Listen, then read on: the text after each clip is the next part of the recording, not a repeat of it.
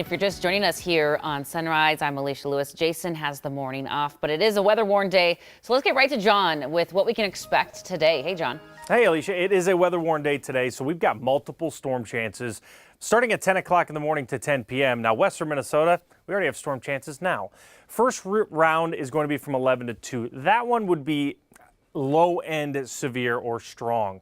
It's the second round where it's going to be more widespread, and that's where we'll be talking about the hail threat, large hail possible over tennis balls in some places and damaging winds. So really, yes, we want to focus on the hail threat. Already seeing severe storms. These are on I-29. These are well out in South Dakota. But if you track that out throughout the morning, it's going to move through Marshall, Mankato, maybe towards the Twin Cities. That's that first round I talked about at 11 to 2. Still seeing some activity, though. Park Rapids, Little Falls, and Brainerd. These are just some pockets of rain for the most part. So you saw that thunderstorm. It's significant because the model picks it up through Wilmer and then coming down just south Metro, so maybe Glencoe, and then staying down towards Burnsville. That's the first one. The second one, if you wait, you'll start to see it develop up here in Brainerd. That starts at 5. I'll time that whole thing out for you in your forecast. Cece? Hey there, good morning. Happy Wednesday. Big picture look here. If you take a look, you can see not too many disturbances out there. Nothing to complain about as far as crashes or any backups. I saw a couple of debris on the road situations, but those cleared pretty quickly by MnDOT crews. Live look here, though, in St. Paul, 94 westbound. Some construction happening there may slow some things down for those late night drivers tonight. Of course, it's quiet right now, but slowdowns pending. I'll have more on that project later in this half hour. Alicia. We just got some new details about a braking situation unfolding in St. Paul. In the last 15 minutes, police confirmed they are investigating homicide in the Payne-Phelan neighborhood. It's happened outside of an apartment complex near Maryland Avenue East and Mendota Street. Roads in that area are currently blocked off. And Audrey, you're at the police station now, but you were at the scene not too long ago talking with witnesses there. What can you tell us? Yeah, they confirmed pretty much what police just released on Twitter. They said that they heard gunshots throughout the morning and they saw bullet casings, I should say, at the scene. And now we do know, according to St. Paul police, that it was a homicide. Take a look at this tweet that they just sent out. You can see the scene in a little bit more daylight in the picture that they attached along with the tweet. You can see part of Mendota Street is still blocked off this morning, and they expect to release more details throughout the morning on exactly what they're investigating. But I want to show you what our cameras captured within 30 minutes of police arriving on scene. Around 2:30 this morning, you could see a screen put up for privacy as officers continued to search the area for evidence. They were really focusing on that alleyway between the two brick apartment buildings. This is 889 and 881 on Maryland Avenue East. The eyewitnesses that we spoke to say they heard screams for help. Again, they heard up to 7 gunshots and they saw bullet casings on the ground. So again, exactly what circumstances led up to this shooting, we still don't know, but at this hour we can confirm it was a homicide and it was a shooting that led up to it. And right now, again, officers tell me that they are still processing the scene. There is still a lot that they need to look through. When we were at the scene, we did not see the medical examiner arrive, but we expect that that will happen in the coming hours. And again, police tell us that they are expecting to release more information throughout the morning. So we'll stay tuned to that and bring you those updates as soon as we know them. Alicia. All right, Audrey, thanks for that update. Of course, we're going to check in with Audrey for some more updates in about 30 minutes. You can also track this breaking story on our website at KARE11.com. Also breaking overnight in the last few hours, we've confirmed the Minneapolis School Board has approved massive cuts across the district. It's all to balance a projected $110 million budget shortfall next school year.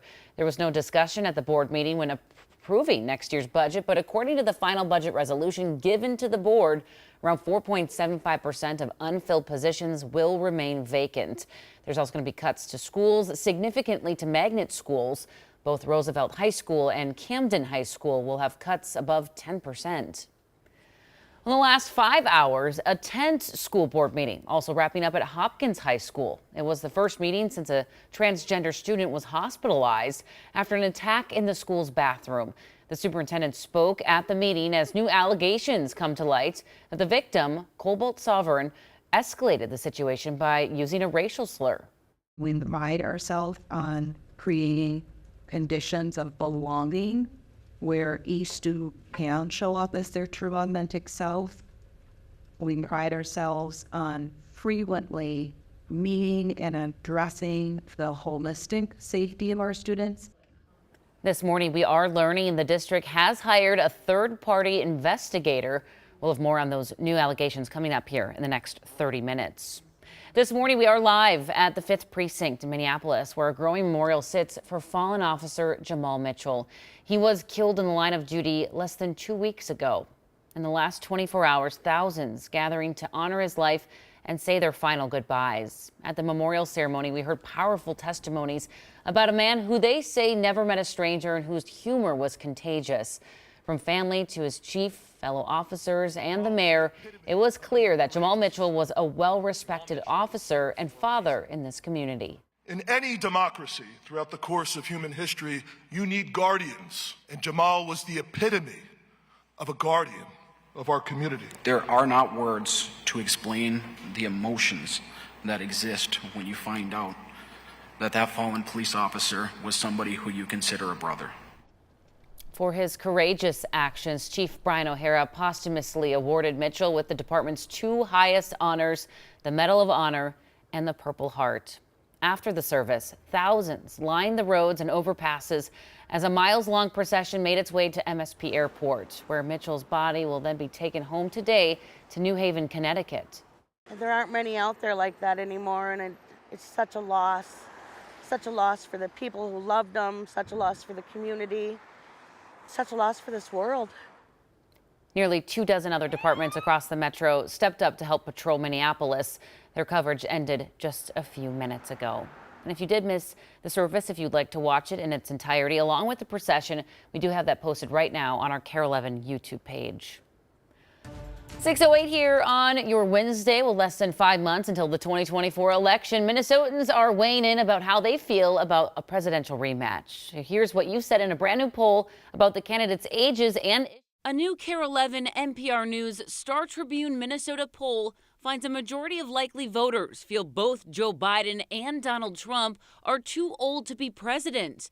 25% think only Biden is too old. Just 1% say they feel only Trump is too old, and 20% say neither is too old. The poll also asked about former President Trump's recent legal issues. A majority, 54%, say they believe he received a fair trial when he was convicted by a jury in his hush money case. A similar number, 54% of likely voters polled, say a convicted felon should not be eligible to be president. Check out the full poll results on our website at KARE11.com. And we will have to wait and see how Hunter Biden's conviction will impact his dad's poll numbers. In the last 24 hours, he became the first child of a sitting president found guilty in a criminal trial. NBC's Ryan Nobles is tracking the fallout this morning.